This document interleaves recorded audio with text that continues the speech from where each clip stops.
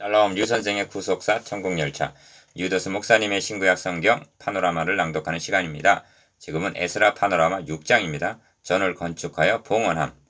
다리오 왕 제6년 아달월 3일에 성전 일을 끝내니라. 15절 6장의 주제는 성전을 건축하며 일을 끝내되 하나님의 성전 봉헌식을 거행한 내용입니다.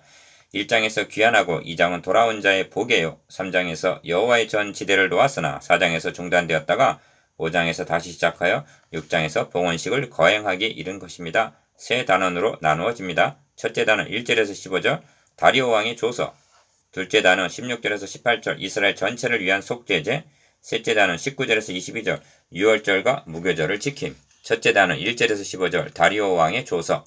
이에 다리오 왕이 조서를 내려 문서 창고 곧 바벨론의 보물을 쌓아둔 보물 정각에서 조사하게 하여 1절 고레스 왕 원년에 내린 조서를 찾은 것입니다. 이를 확인한 다리오 왕은 강서편 총독에게 조서를 내리기를 그곳 성전 건축을 멀리하여 하나님의 성전 공사를 막지 말고 그들로 멈추지 않게 하라. 6절에서 8절 신속히 행할지어다 합니다. 뿐만 아니라 건축에 필요한 경비를 신속히 주고 제사에 수용되는 제물들을 영락없이 날마다 주라고 조서를 내립니다. 누구든지 명령을 변개하면 그가 받을 화에 대해서도 명문합니다. 다리오 왕의 조서가 내림에 신속히 준행하니라 합니다. 13절 하나님께서 역사하시고 섭리하심이 14절에 잘 나타나 있습니다. 첫째는 학개와 스가랴 같은 선지자를 통해서 권명케 하심으로 섭리하십니다. 14절 상반절 그들은 이스라엘의 하나님의 이름으로 유다와 예루살렘에 거주하는 유다 사람들에게 예언하였던 것입니다. 5장 1절 이는 오늘날 성경을 읽거나 설교를 들으므로 깨달음을 주시고 결단하게 하심으로 적용이 됩니다. 둘째는 고레스 다리오 아닥사스다와 같은 권세자들의 마음을 감동하사 조서를 내리게 하심으로 14절 하반절 섭리하십니다. 1장 1절 다리오 왕이 고레스의 조서를 찾을 수 있었던 것도 하나님의 섭리하심 중에 되어졌다고 보아야만 합니다. 에스더 6장 1절에 그날 밤에 왕이 잠이 오지 아니하므로 명령하여 역대 일기를 가져다가 자기 앞에서 읽히더니 그리하여 묻혔던 모르드게의 공을 발견하게 되는 것도 같은 맥락인 것입니다. 이는 우리에게 환경을 통하여 역사하심을 뜻합니다. 셋째는 이스라엘 하나님의 명령에 14절 중반절 의해서라고 성경은 말씀합니다. 선지자들의 권면도 하나님의 명령에 의해서요. 이방의 왕들이 감동된 것도 하나님의 명령에 의해서인 것입니다. 그렇습니다. 천지의 대주제가 되시는 하나님의 명령이 바사왕들의 조서보다 우선합니다. 이와 같이 하나님의 명령과 다리오 왕의 조서에 의하여 성전을 건축하여 성전 일을 끝내니라 합니다. 14절 15절 둘째 단원 16절에서 18절 이스라엘 전체를 위한 속죄제 사로잡혔던 자의 자손이 즐거이 하나님의 성전 봉헌식을 행하니 16절 봉헌식과 관련하여 주목하게 되는 것은 이스라엘 지파의 수를 따라 숫염소 12마리로 이스라엘 전체를 위하여 속죄제를 드렸다는 17절 전체라는 대목입니다. 분열왕국이 될 때 하나님께서는 한 지파를 남겨주시겠다고 말씀하셨는데 물론 그 지파는 메시아가 나실 유다 지파였습니다. 그런데 베냐민 지파가 유다 쪽에 속함으로 북은 10지파여 남은 2지파가 되었던 것입니다. 베냐민은 가나안에서 땅을 분배할 때 유다 지파 바로 옆에 분배받았던 것입니다. 이것이 은혜를 입게 된 계기가 된 듯 싶습니다. 바울은 이것이 자랑스러워서였을까요? 자신은 이스라엘 족속이요 베냐민 지파요 라고 빌립보서 3장 5절 자랑할 만한 덕목 중 하나로 꼽고 있습니다. 바벨론에서 돌아올 때 이들 2지파가 귀환한 것입니다. 그러므로 4장 1절에서는 유다와 베냐민의 대적이라고 부르고 있습니다. 그런데 봉헌식에서는 2지파만을 위해서가 아니라 숫염소 12마리로 이스라엘 전체를 위하여 속죄제를 드렸다고 말씀하고 있는 것입니다. 역사서를 참고해보면 수적으로는 10대1로 갈리었으나 개별적으로는 이스라엘 모든 지파 중에 마음을 굳게 하여 이스라엘의 하나님 여호와를 찾는 자들이 제사장과 레위 사람을 따라 남쪽 예루살렘으로 돌아왔음을 보게 됩니다. 역대하 11장 13절에서 16절 그러므로 남쪽 유다에는 12지파 사람들이 골고루 남아 있었을 것입니다. 그리하여 성전 봉헌식에서는 수염소 12로 이스라엘 전체를 위하여 속죄제를 드렸던 것입니다. 이 점에 대하여 에스겔 선지자를 통하여 예언하시기를 그 막대기들을 서로 합하여 하나가 되게 하라. 너의 손에서 둘이 하나가 되리라고 말씀하셨습니다. 37장 17절 그 땅 이스라엘 모든 산에서 그들이 한 나라를 이루어서 한 임금이 모두 다스리게 하리니 그들이 다시는 두 민족이 되지 아니하며 두 나라로 나누이지 아니할지라 하십니다. 에스겔서 37장 22절.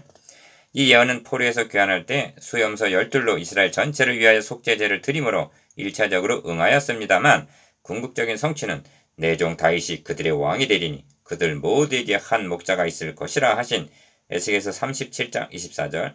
그리스도께서 대신 드려주실 속죄제를 통하여서 유대인과 이방인이 하나가 될 것을 전망하고 있습니다. 에베소서 2장 14절. 이를 가리켜서 하나님께서는 내가 그들과 화평의 언약을 세워서 영원한 언약이 되게 하시겠다고 말씀하셨는데 에스겔서 37장 26절. 그리스도께서는 그는 우리의 화평이신지라 둘로 하나를 만드사가 되어주셨던 것입니다. 에베소서 2장 14절. 셋째 단원 19절에서 22절. 유월절과 무교절을 지킴. 사로잡혔던 자의 자손이 첫째 달 14일에 유월절을 지키되 19절. 즐거움으로 이래 동안 무교절을 지켰으니 합니다. 22절. 유월절이란 이스라엘 민족이 애굽 바로의 종에서 해방된 날입니다. 그들에게 어떤 힘이 있어서가 아니라 순전히 유월절 어린 양의 피로 말미암아 구속함을 받아 출애굽을 할 수가 있었던 것입니다. 성경 역사를 참고해보면 신앙 부흥이 있을 때마다 유월절을 지켰음을 볼 수가 있습니다. 반대로 신앙의 쇠퇴기에는 유월절을 폐하고 지키지 않았던 것입니다. 1.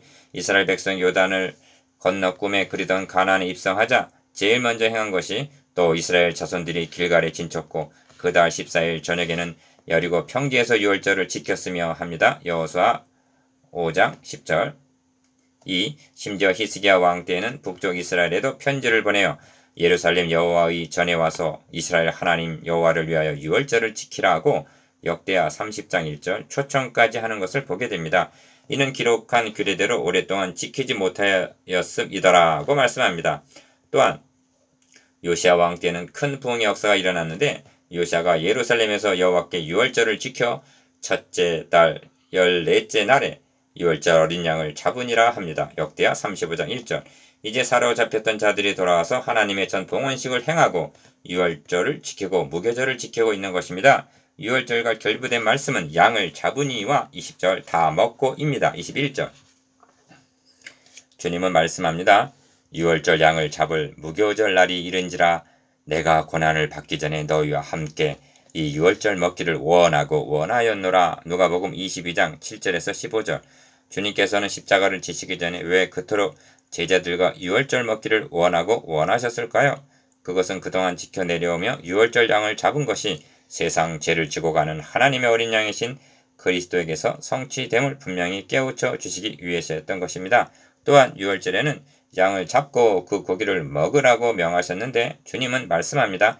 내가 진실로 진실로 너에게 이르노니 인자의 살을 먹지 아니하고 인자의 피를 마시지 아니하면 너희 속에 생명이 없느니라. 요한복음 6장 53절. 무교절이란 누룩 없는 떡을 먹는 절기입니다. 무교절은 화려한 잔치와는 구별이 됩니다. 이는 성별과 성화의 삶을 상징합니다. 그런데 무교절과 결부된 말씀은 즐거움으로입니다. 즐거움으로 이래 동안 무교절을 지켰으니 이는 여호와께서 그들을 즐겁게 하시고 합니다. 22절. 예루살렘에 모인 이스라엘 자손이 크게 즐거워하며 7일 동안 무교절을 지켰고 찬양하며 감사하였더라 합니다. 역대하 30장 21절 22절. 구속함을 얻은 성도들에게는 성화의 삶은 고역이 아니라 주 하나님과 함께 교제하며 교통하는 신은 살림과도 같은 즐거운 삶이기 때문입니다. 그리스도와의 만남, 사로잡혔다가 돌아온 자들이 봉헌한 성전과 지킨 유월절과 무교절은 누구에 대한 예표이며 무엇에 대한 그림자들로 주어진 것입니까? 그러므로 6장에서 성경의 표면만 보고 이면을 보지 못해서는 아니 됩니다. 의문만 보고 신령한 로마서 2장 28절 29절 면을 보지 못한다면 새 언약의 일꾼이라고는 말할 수가 없을 것입니다. 인간의 장막을 입으시고 임마누엘 하실 예수 그리스도에 대한 예표요 유월절 양으로 고난받으실 것에 대한 그림자로 주어진 것입니다. 구약의 성도들은 이러한 예표와 그림자 등을 통하여서 멀리서 오실 그리스도를 바라보며 믿고 구원에 참여하였던 것입니다. 그러나 신약의 성도들은 만세와 만대로부터 오므로 감추었던 비밀이 이제는 그의 성도들에게 나타났고 한 시대에 살고 있습니다. 골로새서 1장 26절. 이제는 예수 그리스도의 구속으로 말미암아 교회와 성도들이 하나님의 영을 모신 성전이 되었으니 성찬을 통하여 주의 죽으심을 그가 오실 때까지 전하여야 하는 것입니다. 고린도전서 11장 26절.